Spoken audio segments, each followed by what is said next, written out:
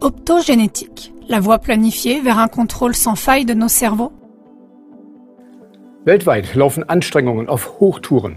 Des efforts sont déployés dans le monde entier pour installer dans le cerveau humain des interfaces sans fil, c'est-à-dire des outils de communication entre le cerveau et l'ordinateur. L'optogénétique est l'une des méthodes les plus ambitieuses à cet égard. Aujourd'hui, plus de 1000 laboratoires dans le monde, dont certains appartenant à des organisations gouvernementales, travaillent sur différentes méthodes optogénétiques. Qu'est-ce que l'optogénétique ? L'optogénétique est une combinaison de méthodes génétiques et optiques permettant de provoquer des événements dans des cellules cibles, des tissus ou des êtres vivants complexes à l'aide d'une lumière LED. L'optogénétique est déjà utilisée aujourd'hui dans le monde entier à des fins très diverses, par exemple pour des applications biomédicales et le traitement de maladies neuronales.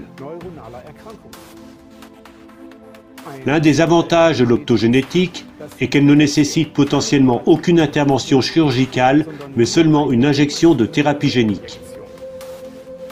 Certaines protéines sensibles à la lumière sont emballées dans un virus et injectées à l'endroit prévu du cerveau, où il infecte différentes cellules.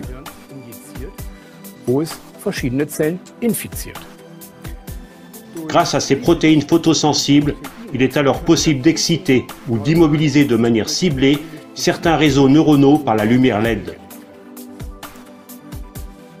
En d'autres termes, la lumière LED permet d'effacer et d'écraser des souvenirs ainsi que de contrôler et d'influencer rapidement et avec précision les cellules cérébrales et musculaires et donc les sentiments, les pensées, les mouvements du corps et les comportements. L'optogénétique ne nécessite donc que de la lumière LED qui irradie les neurones du cerveau. L'irradiation se fait par exemple à travers la voûte du cerveau ou par des nano-LED implantés dans le corps. Parallèlement à la recherche optogénétique, un forum LED a lieu chaque année où se rencontrent des personnalités du secteur international de l'éclairage. Les thèmes abordés lors de ce forum sont par exemple l'utilisation de micro-LED, qui sont importantes pour améliorer l'émission de lumière pour l'optogénétique, ou encore l'Internet des objets et l'objectif d'intégrer un capteur dans chaque lampe à LED afin d'assurer la transmission numérique des données via la lumière LED.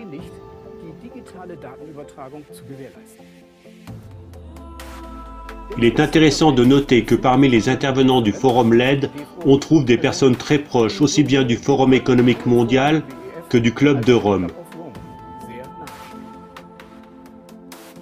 Par exemple, en 2019, Andreas Huber, l'actuel directeur général du Club de Rome Allemagne, y a présenté un exposé. Le Club de Rome est considéré comme le plus grand groupe de réflexion de l'élite pour un nouvel ordre mondial qui voit la solution aux problèmes mondiaux dans une réduction drastique de la population. C'est également ce club qui a soutenu la création du Forum économique mondial de Klaus Schwab.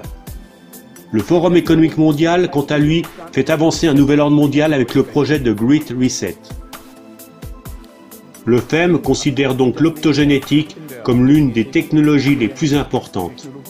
Ainsi, il est écrit sur leur page d'accueil, je cite: Notre cerveau est composé de milliards de cellules appelées neurones, et ces neurones communiquent entre eux via des circuits neuronaux. L'optogénétique nous permet pour la première fois de manipuler les messages que ces neurones s'envoient les uns aux autres. Cette technique pourrait éventuellement être utilisée pour manipuler les souvenirs, les émotions et les pensées. Étant donné que de hauts responsables politiques de la Commission européenne, comme Ursula von der Leyen, entretiennent des liens d'amitié étroits avec le Forum économique mondial, il n'est pas surprenant que la Commission européenne s'enthousiasme également pour l'optogénétique. Même si nous n'en sommes pas conscients, les cellules nerveuses sont essentielles à notre capacité de comprendre notre environnement et d'interagir avec lui. Grâce à l'optogénétique, ces cellules peuvent désormais être contrôlées par la lumière avec une grande précision.